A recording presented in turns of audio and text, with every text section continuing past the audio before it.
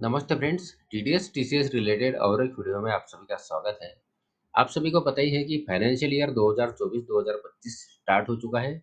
अब इस financial year 2024-2025 के लिए जो सैलरी से टीडीएस काटना है, उस टीडीएस की प्लानिंग अभी से करनी होगी। अप्रैल महीने में ही एम्प्लॉयर को अपने एम्प्लॉय को पूरे साल भर में कितनी सैलरी होने वाली है, उस सैलरी का एस्टिमेट कैलकुलेशन करना होगा और उस एस्टिमेट सैलरी के ऊपर टीडीएस का कैलकुलेशन भी कर लेना होगा और उस हिसाब से साल भर में सैलरी पर से टीडीएस काटना होगा। तो यहाँ इस वीडियो में हम लोग देखने वाले हैं कि फाइनेंशियल ईयर 2024-2025 के लिए सैलरी का एस्टिमेट कैलकुलेशन कैसे किया जाएगा और उस एस्टिमेट सैलरी पर टीडीएस का कैलकुलेशन कैसे करना होगा। एस्टिमेट सैलरी का कैलकुलेशन देखने से पहले हमें कुछ बातों को ध्यान में लेना होगा। आप सभी को पता ही है कि असेसमेंट ईयर 2024-2025 से न्यू टैक्स रिजिम ही डिफ़ॉल्ट टैक्स रिजिम है। इसका मतलब टैक्स पेयर जब तक सिलेक्ट नहीं करेगा, तब तक उसका tax regime new tax regime होगा। अब यहाँ सारे एम्प्लॉयर को एक बात ध्यान रखनी होगी कि टीडीएस काटने से पहले एम्प्लॉयर को अपने एम्प्लॉय से पता करना होगा कि एम्प्लॉय किस टैक्स रिजिम के अंतर्गत अपना टीडीएस कटवाना चाहता है और एम्प्लॉय जिस भी टैक्स रिजिम को सिलेक्ट करता है, उस टैक्स रिजिम के हिसाब से एम्प्लॉयर को उस एम्प्लॉय का टीडीएस काटना होगा। और यदि कोई एम्प्लॉय अगर एम्प्लॉयर को नहीं बताता है कि उसका टीडीएस किस टैक्स रिजिम के अंतर्गत काटा जाए, तो ऐसे में एम्प्लॉयर को उस एम्प्लॉय का टीडीएस न्यू टैक्स रिजिम के अंतर्गत ही काटना होगा। और यहाँ एक बात और भी ध्यान रखनी होगी, खास करके एम्प्लॉयज़ के लिए, कि एम्प्लॉयज़ के लिए छूट है कि वो हर साल अपने आईटीआर में अपना टैक्स रिजिम चेंज कर सकते हैं। तो यहाँ एक बात और है कि अगर उसका टीडीएस न्यू टैक्स रिजिम के अंतर्गत काटा गया है, तो वो एम्प्लॉयी अपना इनकम टैक्स रिटर्न भरते समय वो अगर चाहे तो अपना income tax return new tax regime के अंतर्गत फाइल कर सकता है, या अगर वो चाहता है तो वो अपना income tax return old tax regime में भी फाइल कर सकता है। इसका मतलब अगर एम्प्लॉयर ने किसी एम्प्लॉयी का टीडीएस न्यू टैक्स रिजिम के अंतर्गत काटा है, तो इसका मतलब ये नहीं है कि एम्प्लॉयी को उसका income tax return new tax regime में ही फाइल करना होगा। वो चाहे तो अपना income tax return old tax regime में भी फाइल कर सकता है। और यहाँ और एक बात ध्यान रखनी होगी कि जो ओल्ड टैक्स रिजिम के अंतर्गत टीडीएस काटा जाएगा, तो ओल्ड टैक्स रिजिम के अंतर्गत अगर कोई एम्प्लॉई ये चाहता है कि उसका टीडीएस कटे, तो ऐसे में ओल्ड टैक्स रिजिम के अंतर्गत एम्प्लॉई को उस टैक्स पेयर को सारे डिडक्शंस मिलते हैं।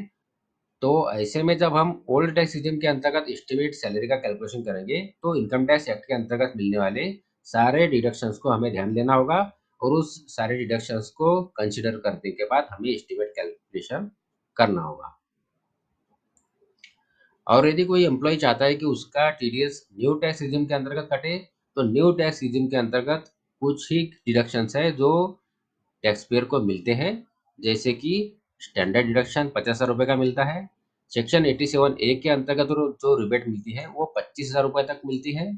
और यदि रेंटेड हाउस प्रॉपर्टी के लिए हाउसिंग लोन लिया है और उस हाउसिंग लोन पर इंटरेस्ट का पेमेंट किया है, तो उसका डिडक्शन न्यू टैक्स रिजिम के अंतर्गत टैक्स पेयर को मिलता है।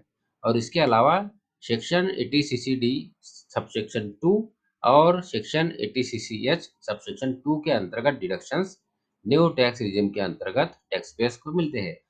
तो न्यू टैक्स रिजिम के अंतर्गत सैलरी का कैलकुलेशन करते समय हमें इन बातों को ध्यान में लेना होगा और उसके बाद न्यू टैक्स रिजिम के अंतर्गत सैलरी का कैलकुलेशन करना होगा। तो अब हम उदाहरण के माध्यम से समझेंगे कि ओल्ड टैक्स रिजिम और न्यू टैक्स रिजिम में एस्टिमेट सैलरी का कैलकुलेशन कैसे करना हो। तो अब सबसे पहले हम यहाँ देख लेते हैं कि ओल्ड टैक्स रिजिम के अंतर्गत सैलरी का कैलकुलेशन कैसे होगा। तो यहाँ आप देख सकते हैं कि हमने यहाँ सबसे पहले यहाँ हमने बेसिक सैलरी को ऐड कर लिया है। उसके बाद आपको जो भी ऐड करना है वो आप यहाँ ऐड कर सकते हैं। उसके बाद हमें कुछ डिडक्शंस लेने होंगे, जैसे कि हमने यहाँ 80,000 रुपये का एचआरए का डिडक्शन लिया है। उसके बाद हमने 50,000 रुपये का स्टैंडर्ड डिडक्शन लिया है और 2500 रुपये का प्रोविशन टैक्स का डिडक्शन लिया है। उसके बाद यहाँ हाउसिंग लोन इंटरेस्ट का डिडक्शन भी हमने ले लिया है। उसके बाद हमें मिलती है ग्रॉस टोटल इनकम। अब इस ग्रॉस टोटल इनकम में से ओल्ड टैक्स रिजिम के अंतर्गत हमें सारे डिडक्शंस मिलते हैं। तो जो भी डिडक्शंस एम्प्लॉय को क्लेम करने हैं, उस डिडक्शंस को यहाँ कंसीडर कर लेना होगा। तो हमने यहाँ डिडक्शंस कंसीडर कर लिए हैं, जैसे कि हमने यहाँ एटीसी लिया है, एटीडी लिया है और सेक्शन 80 ए के अंतर्गत भी हमने सेविंग बैंक अकाउंट का जो इंटरेस्ट है उसका डिडक्शन लिया है। उसके बाद हमें मिली है टोटल इनकम, जो कि है 6,42,500 रुपए। अब इस 6,42,500 रुपए के ऊपर हमें टैक्स कैलकुलेट करना होगा, जो टैक्स निकल रहा है 42,640 रुपए। तो यहाँ ओल्ड टैक्स रिजिम के अंतर्गत अगर हम बात करें, तो ओल्ड टैक्स रिजिम के अंतर्गत जो एस्टिमेट इनकम पर टैक्स निकल रहा है, वो निकल रहा है 42,640 रुपए, जो कि हमारा साल भर के लिए टीडीएस होगा। अब हम देख लेते हैं कि न्यू टैक्स रीजन के अंतर्गत कैलकुलेशन कैसे होगा। तो यहाँ अगर हम न्यू टैक्स रिजिम की बात करें, तो हमने यहाँ न्यू टैक्स रिजिम में बेसिक सैलरी और डीए को लिया है 9,53,000 रुपए। इसमें से हमने स्टैंडर्ड डिडक्शन दिया है 50,000 रुपए का। उसके बाद हमें ग्रॉस टोटल इनकम मिली है, जो है 9,03,000 रुपए। अब इस 9,03,000 रुपए में से केवल हमें गिने चुने ही डिडक्शन मिलते हैं, तो हमने यहाँ एक सेक्शन 80 सीसीडी सबसेक्शन 2 का डिडक्शन लिया है, जो कि 50,000 रुपए का हमें मिला है।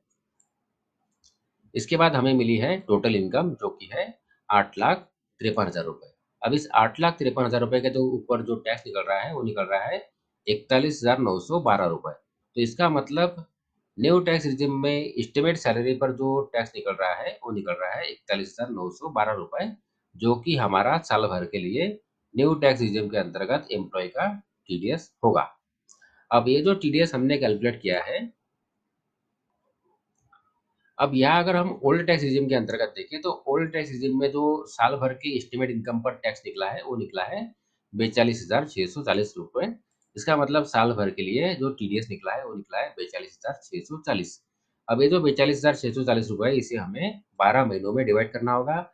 उसके बाद जो अमाउंट निकली है, वो निकली है 3,553। इसका मतलब इस एम्प्लॉय का पर मंथ के हिसाब से 3,553 रुपए के हिसाब से टीडीएस काटना होगा। तो सैलरी का जब पेमेंट किया जाएगा, तो उसमें से 3,553 रुपए टीडीएस काटना होगा।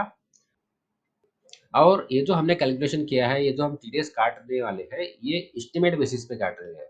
अब जो फाइनल हमें एडजस्टमेंट करना होगा, वो सारे एडजस्टमेंट हमें मार्च महीने का सैलरी का पेमेंट करते समय करने होंगे।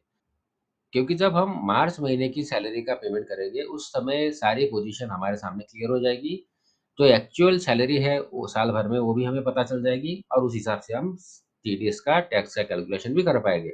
उस हिसाब से हमें मार्च महीने के सैलरी का पेमेंट करते समय एडजस्टमेंट करना होगा। अगर हमने टीडीएस कम काटा है, तो उस हिसाब से टीडीएस काट लेना होगा और यदि हमने टीडीएस ज़्यादा काटा है, तो मार्च महीने में हम उस हिसाब से एडजस्टमेंट कर लेंगे। तो यहाँ ये जो प्रोसेस है, इस प्रोसेस से हमें फाइनेंशियल ईयर 2024-2025 के लिए एम्प्लॉय की साल भर में होने वाली एस्टिमेट सैलरी का कैलकुलेशन करना होगा और उस एस्टिमेट सैलरी के ऊपर टीडीएस का कैलकुलेशन करके साल भर में सैलरी से टीडीएस काटना होगा। तो यदि इन्फॉर्मेशन कि हम लोग सैलरी पर टीडीएस काटने के लिए किस तरीके से एस्टिमेट सैलरी का कैलकुलेशन करेंगे और उस एस्टिमेट सैलरी के ऊपर टीडीएस का कैलकुलेशन करेंगे। आशा करता हूँ इस वीडियो की जानकारी आपको यूज़फुल लगी हो। अगर इस वीडियो की जानकारी आपको यूज़फुल लगी है, तो वीडियो को लाइक करिए, चैनल को सब्सक्राइब करिए। धन्यवाद।